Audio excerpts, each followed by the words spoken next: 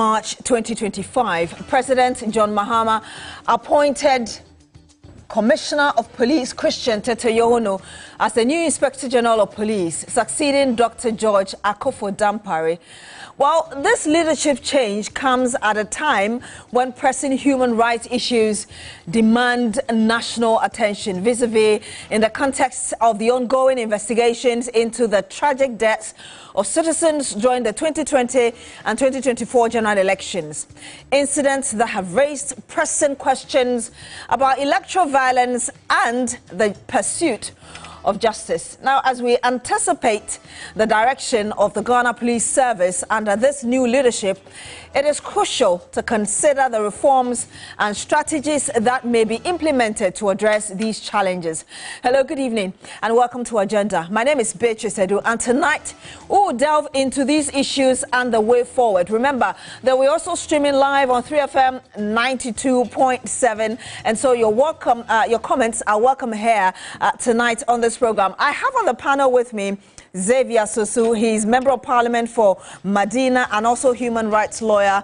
Good evening to you, sir. Thank you so much for joining us on Agenda tonight. Yeah, good evening, Beatrice, and it's nice being here tonight. I also do have on my right side Mr. Twenise Edward Amuzu. He's senior lecturer at Agempa School of Law. He's equally a human rights lawyer. Good evening to you, sir. Thank you for joining us as well. Good evening, Beatrice, for having me. I'm happy to be here. Of course, we do have a video call with us, Rev Professor Emmanuel Asante. He's former chair, National Peace Council, also former presiding bishop of the Methodist Church. Good evening to you, Rev. Thank you for joining us on Agenda.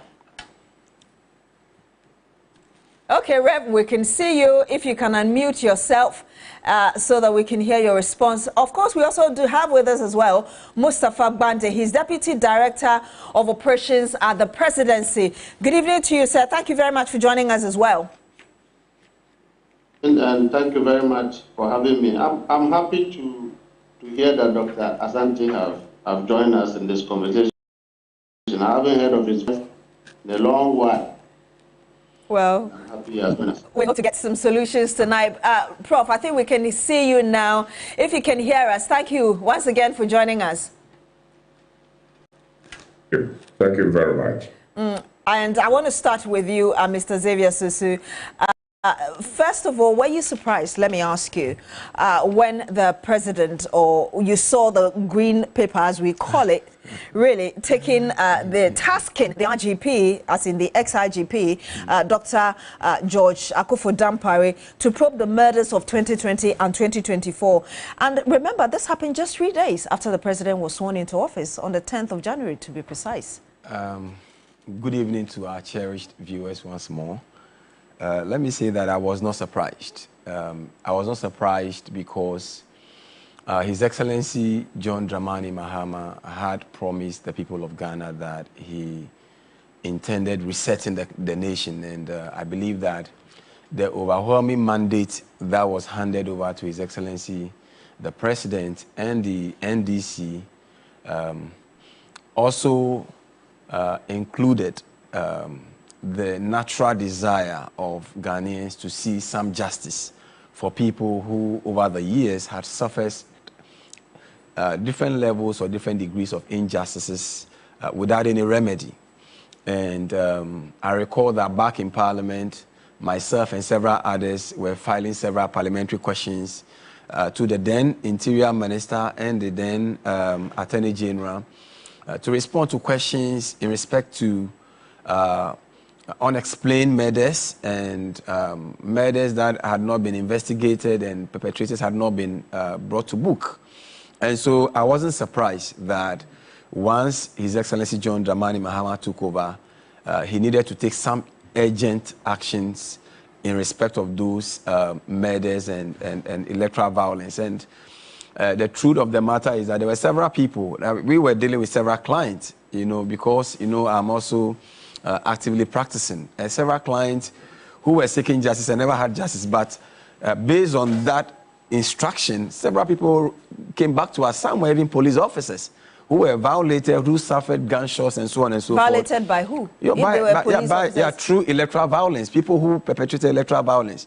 But they were police officers who also suffered you know, they were victims of electoral violence. And though they were even in the service, nobody minded them. So I want to understand. And so you now understand why many police officers were also very excited when the change came. Because even for persons who were serving as officers who were violated, they were also left without any remedy. But isn't it obvious that as a leader, you may not necessarily have everybody liking you? So well, and that is granted. However, I mean, the widespread jubilation should communicate something to you. You see, so my point is that even if serving officers were left without remedy, how much more people who were, you know, victims of also West were gone by election violence and others who had suffered various degrees of injury as a result of that police unprofessionality, or people who have been violated as out of the negligence of police and were left without remedy. So essentially, I wasn't surprised that His Excellency John Dramani Mahama gave that instruction, and I'm not surprised a bit that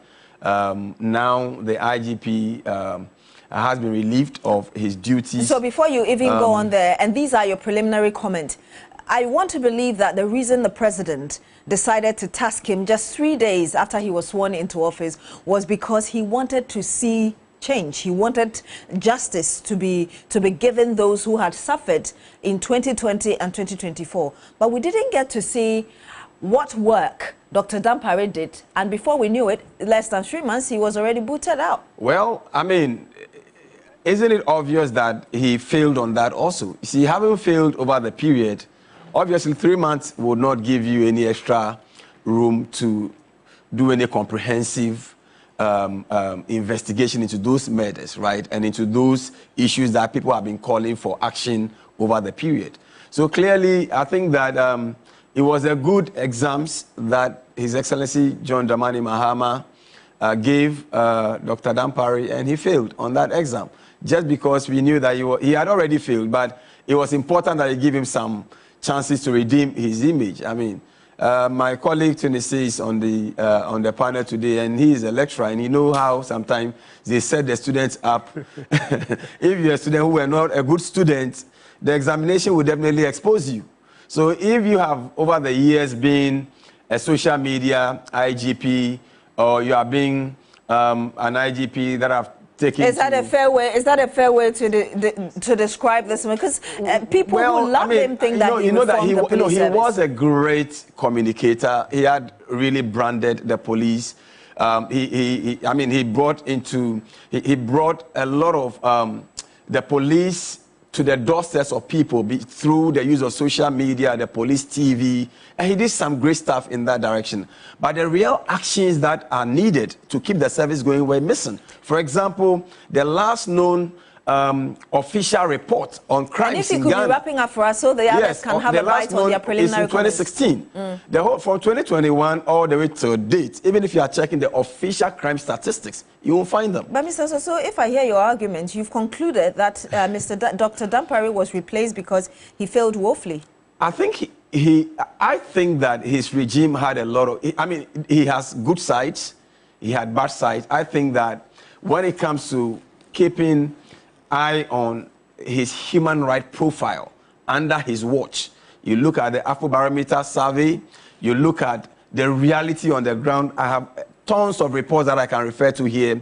I think that he failed on upholding human rights and defending people as is required by law for him to do. And I'll be getting the bite of Mr. Amuzu very shortly, as well as Rev Professor Emmanuel Asante. But I want to get really as well the thoughts of Mustapha Gbande, who is Deputy Director of Operations at the Presidency. Mr. Gbande, if you can hear us, I mean, you are in the office of the President. Are you able to tell us really what might have informed the President to change the IGP just less than 3 months after he tasked him to look into a very important issue that the President talked about even ahead of the polls?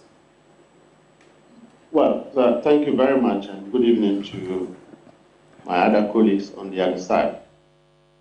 I think that basically the reasons for which the government is changed resides in the minds of the public, and that power is vested in the President. And whether or not I've heard of a lot of theories surrounding the changes, but the very reason why the President will change individuals to set up a new government is in his head, because he is the first gentleman of the land. He is the commander-in-chief of the Ghana Armed Forces. He takes ultimate responsibility of every public officer discharging duties on behalf of the people of Ghana. And so he recites as to Mr. Gbande, okay. Can you hear me? Yes, go ahead, please. It resides within his authority to want to go with one person or the other. I do not think that in the wisdom of His Excellency the Okay, we seem to have lost the connection to Mustapha Gbande, but we'll certainly go to him for him to conclude his thought. But I want to come to you, Reverend Professor. Hello? Okay, please conclude on your thoughts. We thought we lost you. Hello, Mr. Gbande. Okay, the connection is not so stable. Or try and get back to him so he's able to conclude on his thought. But I'm coming to you, Reverend Professor Emmanuel Asante. You've been with the Peace Council, before, having chaired that council. Of course, a very important member of the Methodist Church as well, that position you occupied. Would you agree with the opinion shared by Mustapha Gbande, who is Deputy Director of Operations at the Presidency, and a human rights lawyer, Xavier Sosu, that perhaps Dr. George Akufo-Dampare was changed just to bring in somebody who can help deal with the human rights abuses that we've had, most of them connected to electoral violence? Thank you very much. I think that my concern is not so much in connection with, Dr. Dampare, the IGP, but what we do in this country, that any time there is a change of government, somebody will have to, the IGP will have to be moved and another person will have to come in and all that. Successive governments have been doing this. We're losing you. We can see you, but we can't hear you. I'm saying that, can you hear me now? Okay, please go ahead.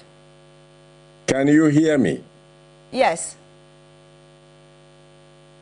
Can you hear me now? Yes, Rev, please go ahead.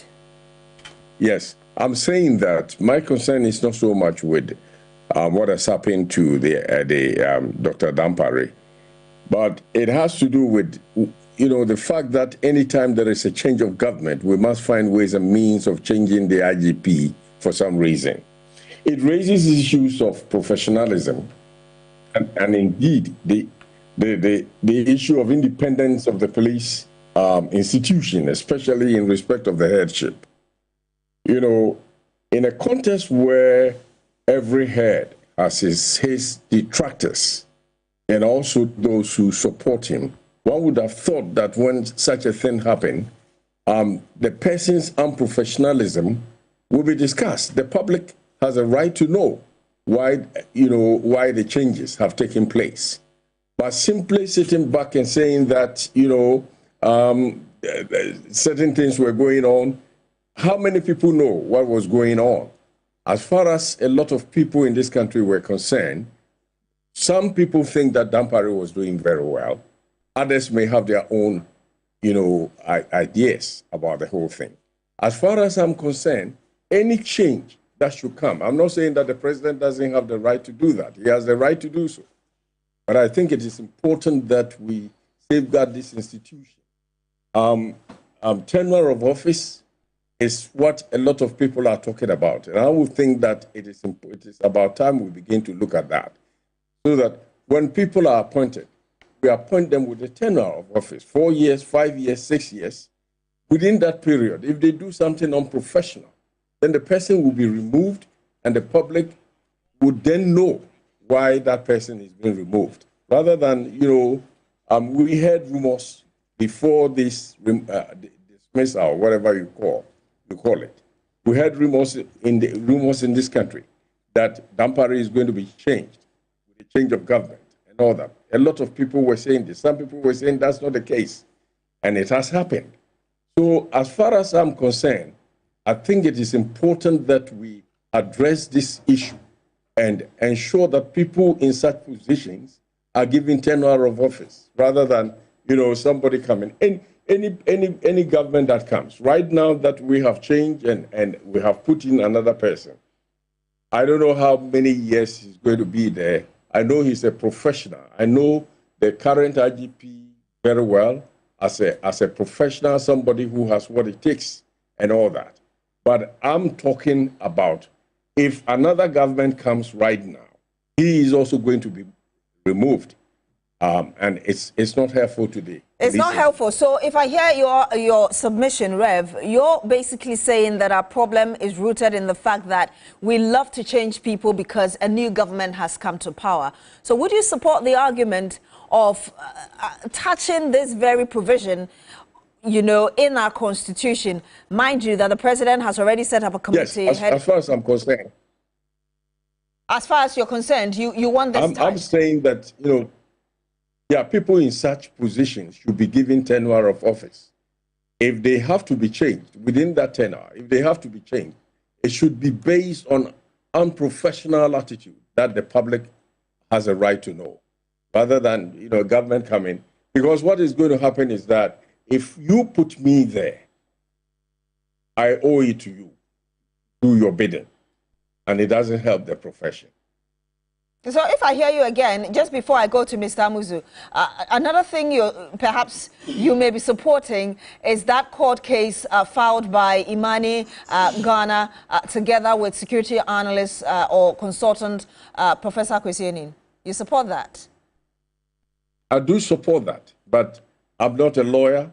I do not know what the law says in connection with that. But I'm very much concerned about this, this habit. I should call it, whether it is a habit, the kinds of things that we do. As soon as a government comes, IGP goes, another IGP comes, the military heads are changed and all that. It doesn't help these institutions that are very crucial to the security of our nation. Again, I hear you dismissing all other counter-arguments against the Inspector General, the ex-Inspector General of Police.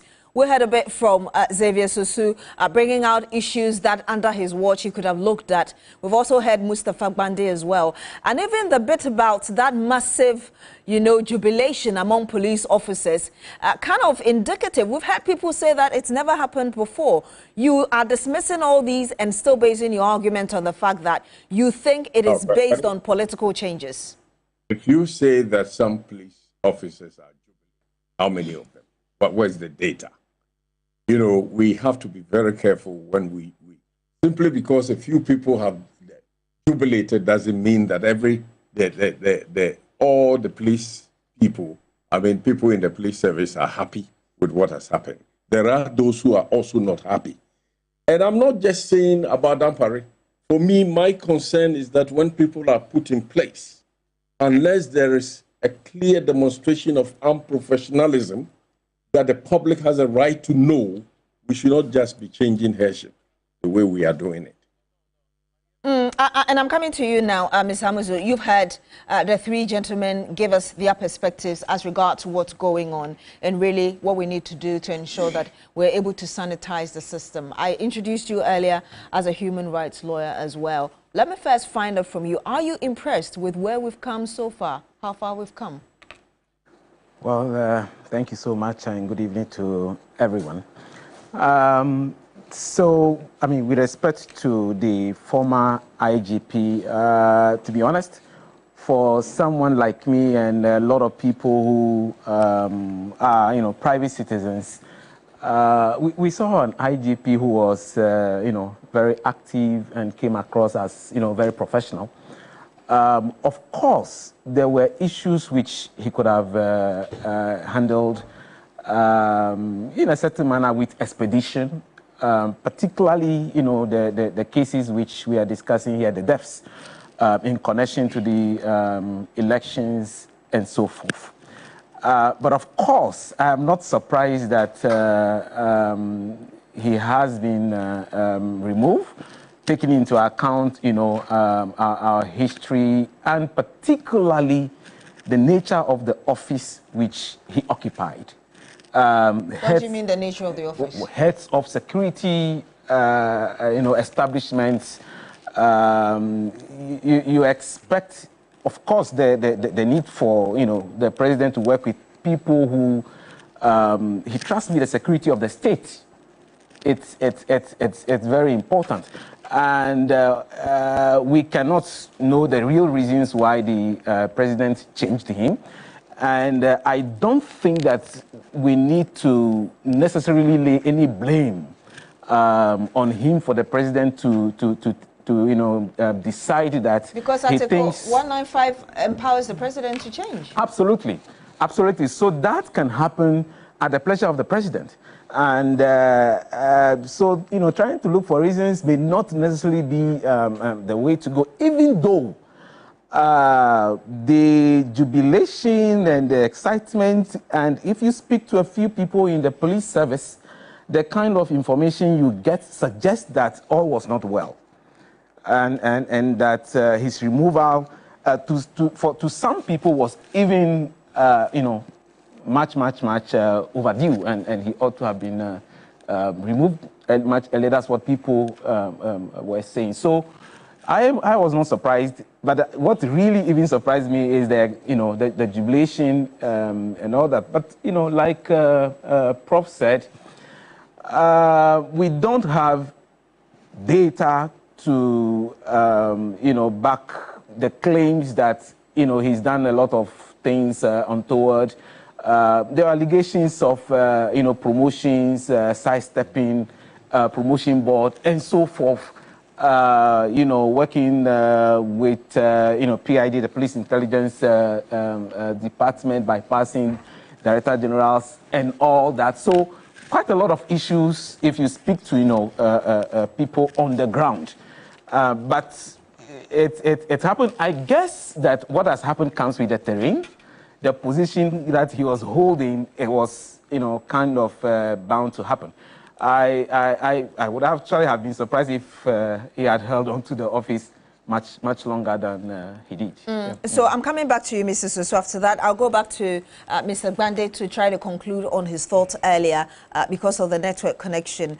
I've heard Mr. Amuzu make a double-edged sword kind of argument where he kind of agrees with you partly, also with Prof. But really, what is missing here beyond what you have said, and what's really the guarantee that with now Mr. Yono coming on board, we're going to see all our problems resolved? Well, let me say that there is no perfect institution. So the Ghana Police Service definitely cannot be a perfect institution, and no one is saying that Dr. Dampare must be a perfect individual.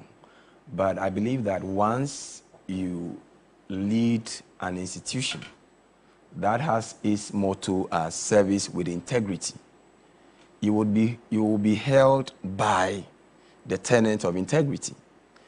I've heard my colleague say that we don't have sufficient data. That is true.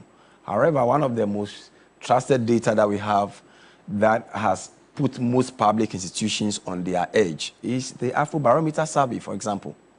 So when you take the 2022 Afrobarometer survey, this is what it reported on the Ghana Police Service. And with your permission, let me just say, it says that in addition to fighting crime, the Ghana Police Service is fighting for its professional reputation, routinely tagged in news reports as the most corrupt institution in Ghana. And this has been reported by the Ghana News Agency 2022, the Ghana Page 2022, City News Room 2022, and several other news portals. Before you continue, you understand that this very allegation against the police service has been there. I mean, the police has been topping over a period of time, even before Dampare came. And in 2024, it is his regime that is under scrutiny. And so, in 2024, the police, recorded the lowest in terms of institutions in Ghana that citizens have trust in to deal with their issue in 2024. And we cannot, just put all these, in fact, we cannot call a spade a big spoon. You must call a spade a spade. Now look at the list and the litany of matters that Dampare was supposed to investigate and deal with that he never dealt. I mean, we never had any evidence of him dealing with those matters. For example, we talk about the murder of the 8 persons during the elections 2020. To date, we don't have any response on that. I also West Wuogon by election violence, no action. You talk about the attacks on residents of Garu in the Upper East region by some military and national security operatives, but the matters were matters of crime that were supposed to be investigated. We never had any response on that. Talk about the violent clashes between the police and the Fix the Country demonstrators. We never had any effective response on those matters. Islamic SHS shooting incident. We never had any response from that. The Idra shooting incident.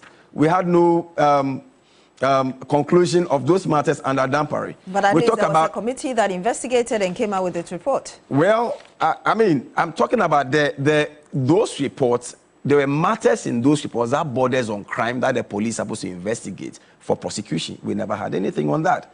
You can talk about the West Hills Mall recently, the West Hills Mall issue, where a police officer was seen in a video, kneeling against the neck of someone, a person who is a suspect, and tasing the person in the process. The person passes away. Dampare was in charge. Nothing was done about those matters. The halting of the publication of crime statistics. Why are we not supposed to know what is happening with crime in the nation? Would you put that at the doorstep of the president or the vice president who actually chairs the police service? He is the CEO of the Ghana Police Service, and he's supposed to be doing these things, and he never did anything about them. And who do we blame when such issues happen? He was really happily going around trying to criminalize prophecies on 31st December church services, and he was majoring in minors and minoring in the majors. And so I'm not surprised. Everyone can say that maybe the president does not need to give excuse or give any explanation. That is correct. Constitutionally, the president must not give any reasons why he is changing the security couple. Obviously, when you're a new government and you have to trust the people you want to work with, you want people that you can put your trust in. But I'm saying that when you put his regime under strict scrutiny, you would realize that, yes, he has his positives. But in my view, Mr. Dampare really did not position the Ghana Police Service on the radar in terms of fighting crime, in terms of dealing with human rights issues, which I am very much concerned with. And I want to come to you, Reverend Professor Emmanuel Asante. In the midst of this, one of the questions that come up is whether or not really there was free room, as it were, or really a huge room for impunity. If you agree with that, to what extent would you say that perhaps this helped or worsened the situation, bringing us to where we are now? We are talking as if the police service woes, the problem, the accusations of corruption and all that started Dampare's time. And I'm surprised that, my contributor is making those kinds of allegations. Everybody will have their own side of the story. Not before the court or the public. It's not before the courts also to give answer to some of these issues that we are raising. For me, I'm talking on principles. I'm not defending him or accusing him, saying that it is wrong. I don't think, that attitude, the Article 195 is one of the things that we should completely deal with. And a lot of things in our Constitution that we must look at now that we are reviewing the Constitution. People in such positions should be given tenure of office. And if there is any reason, unprofessionalism, that should cause us to dismiss them, We must, the public have the right to know why such people have been, why we should miss such a person. I'm not saying that the president doesn't have the right. The Constitution allows him to do that. But I'm criticizing that aspect of even the Constitution, that we need to look into it, because it doesn't help the police institution, it doesn't help us. All the kinds of accusations that are coming, he didn't do this, he didn't do that, I don't think that you and I know exactly what he did or what he didn't do. These are assumptions, the kinds of things that we have. But as far as I'm concerned, whether it is Dampare, whether it is any other person, we have to be very careful about this whole business of trying to, destroy that kind of institution, giving the impression that we are politicizing that institution. Somebody comes in, is going to be faithful to an existing government. As soon as that government is out of the way, another comes, and it becomes an issue. So, I mean, the Afro barometer thing that my brother was referring to, who doesn't know that in this country, everybody is accusing the police of being corrupt? Did it happen during the time of Dampare alone? So let's not give reasons for that. The president has not given reasons. You may have your own reasons why you don't like Dampare. There are people who are not speaking, who have reasons why they think he doesn't deserve the way he has been treated. But for me, whether it is Dampare or whoever it is, I'm speaking on principle. People in such positions should be given tenure of office. Human rights demands that. I want to come to you. I just want to get this from you before I go to Mustapha Gbande and come back to you, Mr. Amuzu. And I want to refer you to the act that established the council that you chaired once upon a time.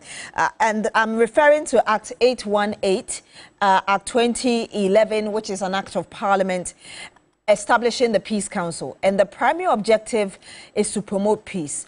Now, I want to read under function 3B. It says, and it is very specific, that the council prevents, manages and sustains peace, including or involving chiefs, the youth, etc.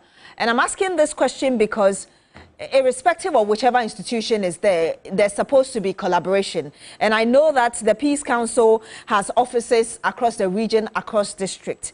Having read this to you, would you admit that perhaps the council you once chaired failed us?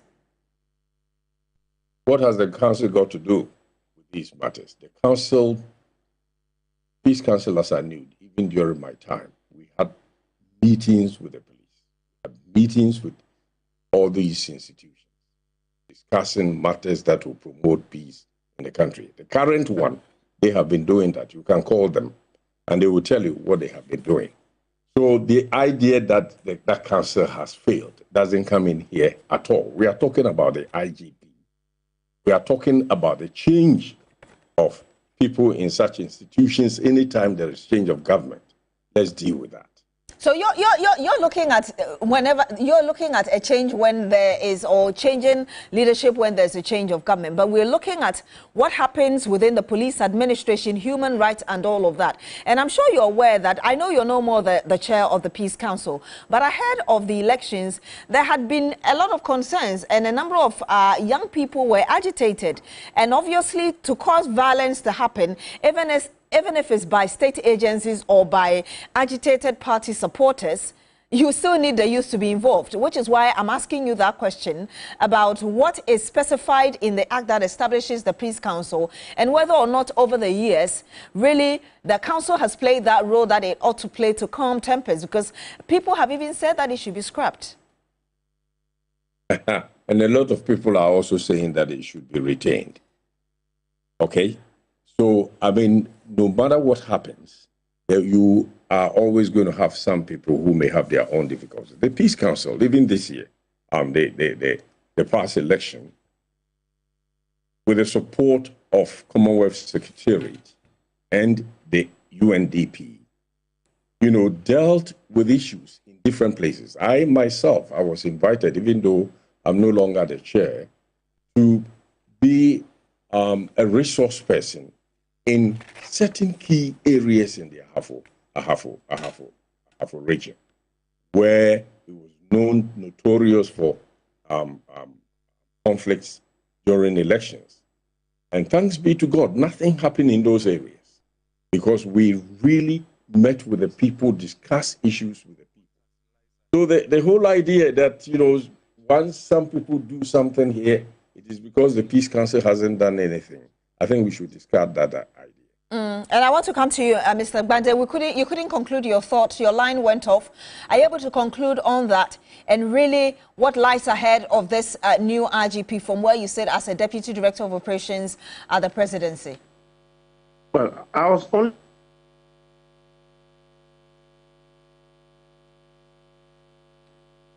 Okay, it looks like your line has frozen again. Saying that each and every... Hello? Please go ahead. Hello? Yes, we can hear you. So Please the president reserves the reasons to himself. The focus of the government and the president is to ensure that we have a police institution that is professional, a police institution that guarantees each and everyone's freedom, a police institution that is robust enough to fight crime, a police that is able to help bring people to justice. I do not know a criminal, but I certainly know how a crime looks like. And the government and the president's commitment is to see that those who are not supposed to commit crimes do not commit those crimes. Whether or not one IGP have done well, the other is yet to do well. That is not the reason why the president will make a change. I'm tempted to deassociate from other beliefs that seems to judge or criticize the outgoing or the incoming IGP. For me, sitting here, the most important thing is that we should have a police institution that will help fight crime and restore public confidence. The issue of whether or not we should give a tenure to public institutions, for me, on that principle is inconsistent because similar calls were not made in the previous government. Even when Dr. Asante was the chairman of Peace Council, he never made those calls. So what has changed now? The rules are the same. When President Akufo-Addo became president, he changed security chiefs. I'm realizing that Reverend Asante is trying to interject, but Rev, your mic is actually off. Instead, that tenure of office should be given to people in such positions. So if you say didn't do that, this kind of argument doesn't hold. That advocacy is inconsistent. Dr. Asante lost his voice several years ago.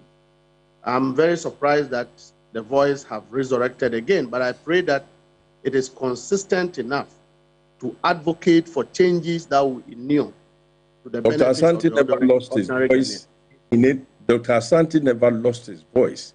If you have followed Dr. Asante, he never lost his voice anywhere at any time. But so in my opinion and my estimation, Dr. Asante lost his voice several years ago.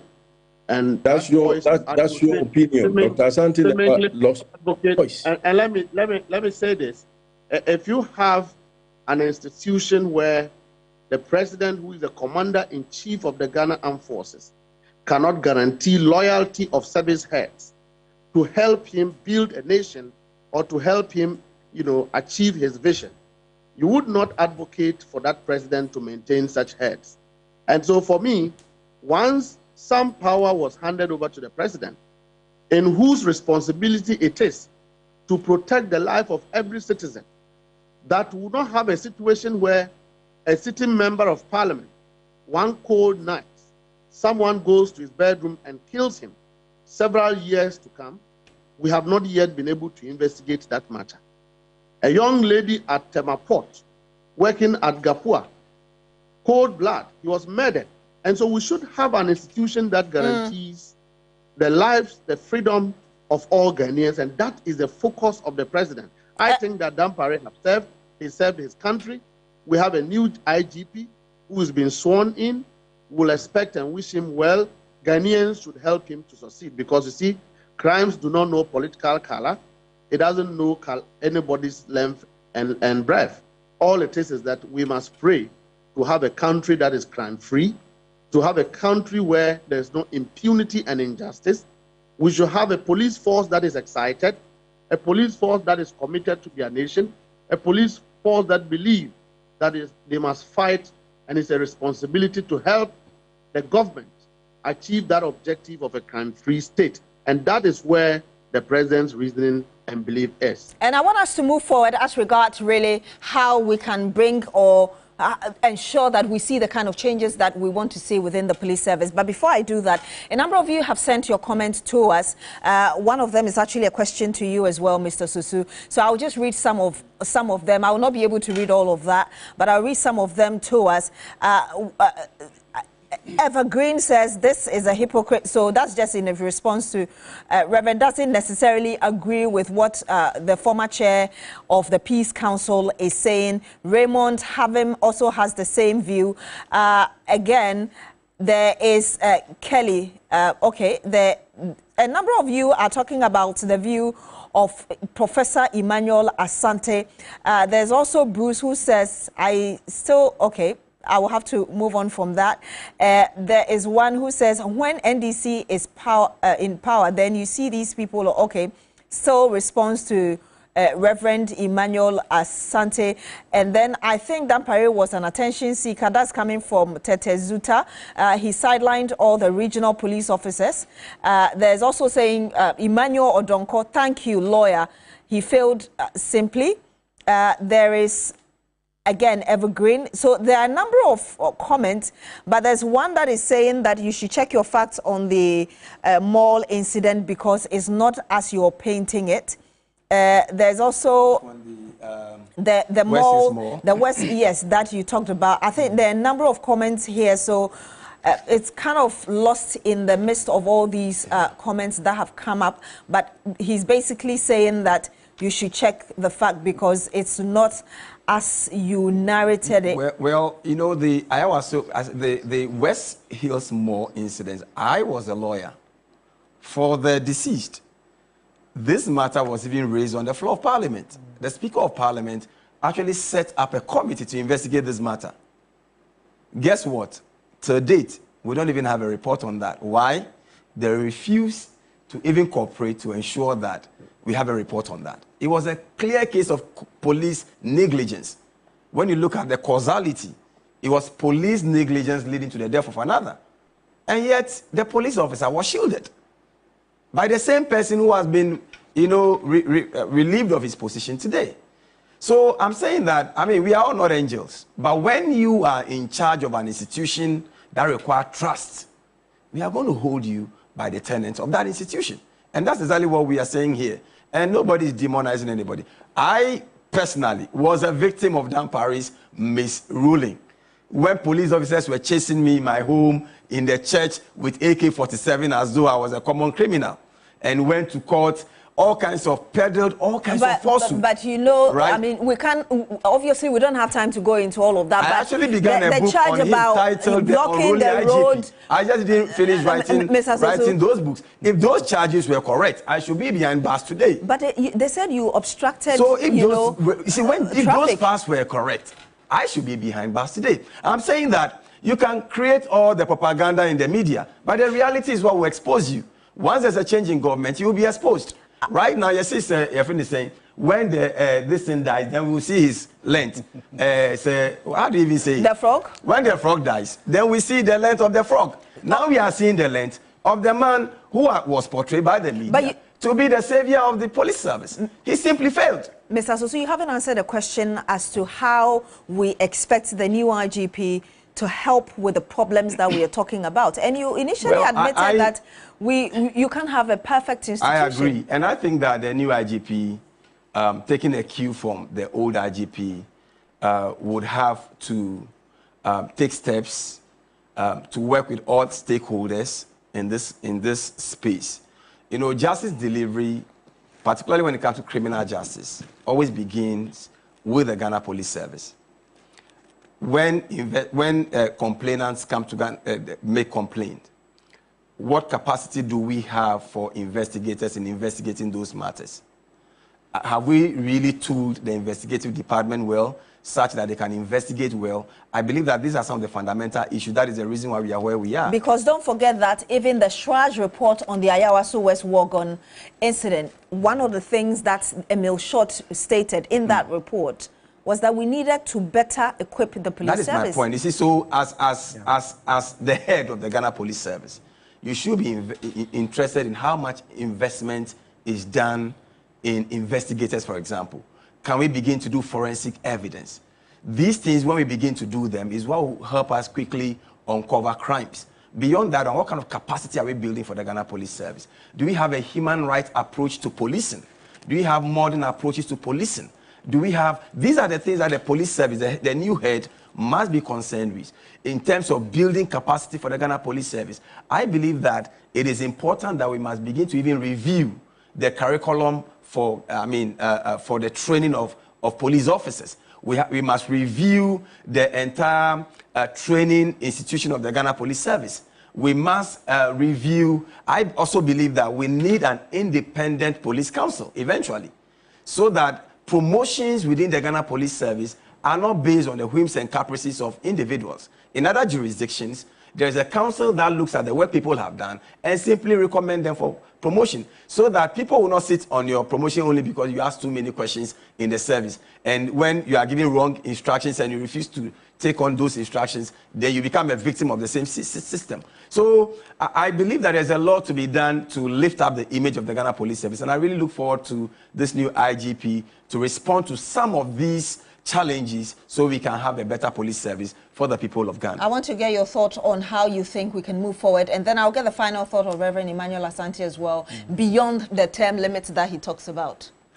Great, thanks. So one of the things that I think the new IGP can do will be to look at a particular, unit or department in the police service called the PPSB.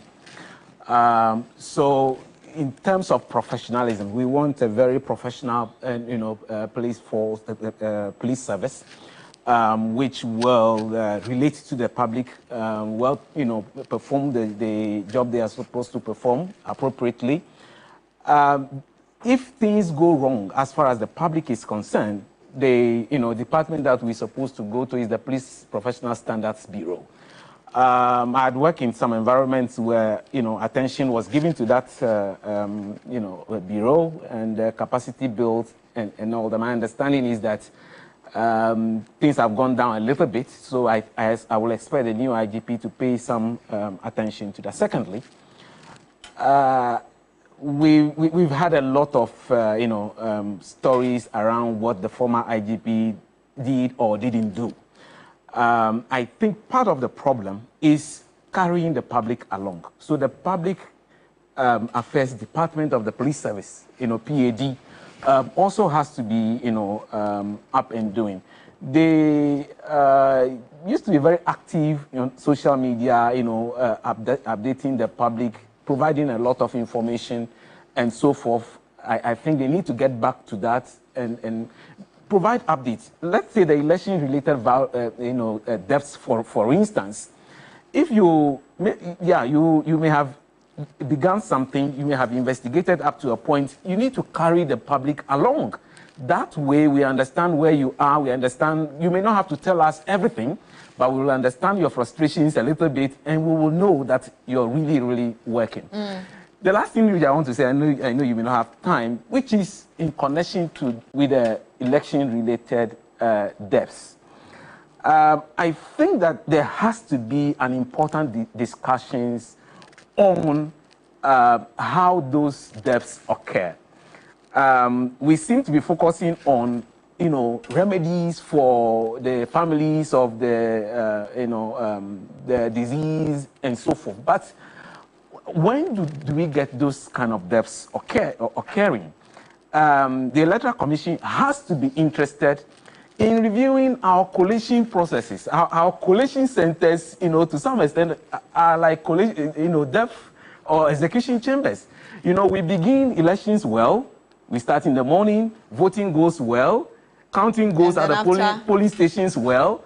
At the time of collation, then all kinds of things happen, and people, you know, we experience deaths and so forth. So please wrap up for us so I can get the final words of the others. So the important point for me is that whole system has to be reviewed. We need to find a way to make the best of our, you know, BVRs to ensure that we don't have the kind of collation system we have now going into election 2028. Let me get your final thoughts in like a minute, Rev. Beyond the term limits you're prescribing for the Inspector General of Police, how else do you expect this new person to ensure that we have the police service that we are all proud of? Well, I think that the police must be the friend of the public. And our speaker has already made mention of that, carrying the public along. You know, going to the police, even to proffer information, to give information, must not be a dread. They must show some, you know, people must have confidence in the police to the extent that if I have information, I'm giving the information to the police, I wouldn't think that somebody is going to, you know, let the cat out of the bag for me to be attacked. I mean, the police in Britain, the British Bobby, is a friend of the public. And I think we need such professional police people. I believe that, you know, the current IGP has what it takes to be able to do that. I mean, nobody should think that what I'm... So, I'm sorry, your visual has frozen there, but let me get 30 seconds from you, Mr. Gbande. I can assume or imagine that the standards are really very high from the Office of the President for the new IGP. What would you say? Well, before I go, I think that from the comments that you read, clearly, if Dr. Professor Asante was... Mr. Gbande, just to remind you that we don't really have time. A police officer being dismissed, the public evidence would have been that the judgment on him would have been negative. Now, I think that the public expectation of the police is not as to whether or not the police is a friend of the public, but a police institution that first and foremost is able to fight crime to its conclusive end. And that is what really guarantees the fundamentals and the foundation of the police service, its ability to bring perpetrators of crime to justice. If we can achieve that, it means that there must be enough supervision, enough motivation. I have seen government upon government incentivizing and providing logistics for the police service.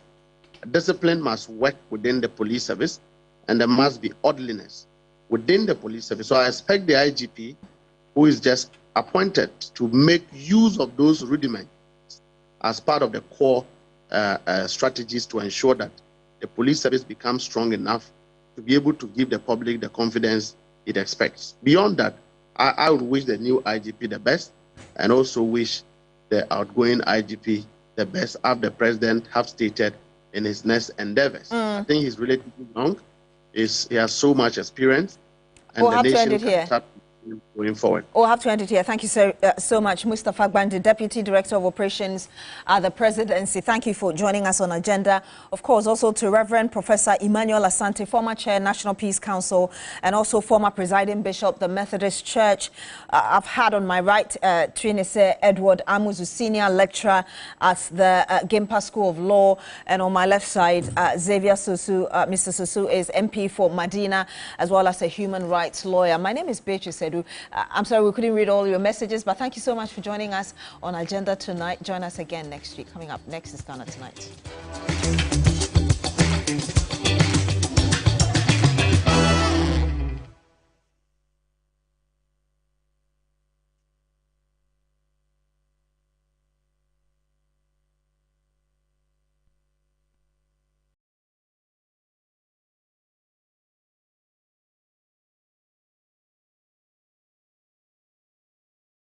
I found the love. Mirror into one pan out to me did say. Missy, divine mixture and I boosted me appetite. I'm a manumatu 1 year and saying, me to me did you. Mirror, so soon divine mixture be and all dear see me. Saint and saying, what good day are conquer. Yeah, at this time I'm into me nine. Divine mixture and a manumwa at Tuasi. Say your cocoa, Mojana Swat, and answer why I'm rewan Pambema. We hear divine mixture. Divine mixture, a yema or bar or a fichikomu how. No been a manumia, a me fichikomu how I'm a my fefe. A yama hutu, and when I'm yow. Divine mixture, a money member in it, as another camu fefe. About was son I say, any berryma was son Adamu. Senior divine mixture, our pharmacies, and a licensed chemical shop. Divine mixture, the Upedu to a Cal Pharmaceuticals Limited. I was 0244 422 297. Divine mixture, and your map, one more mama friend for any more from Munya 6 years a day. Divine mixture, our savior. Divine mixture, Yanjefo. FDA, I just saw a gradient crack to him. I just to say a year.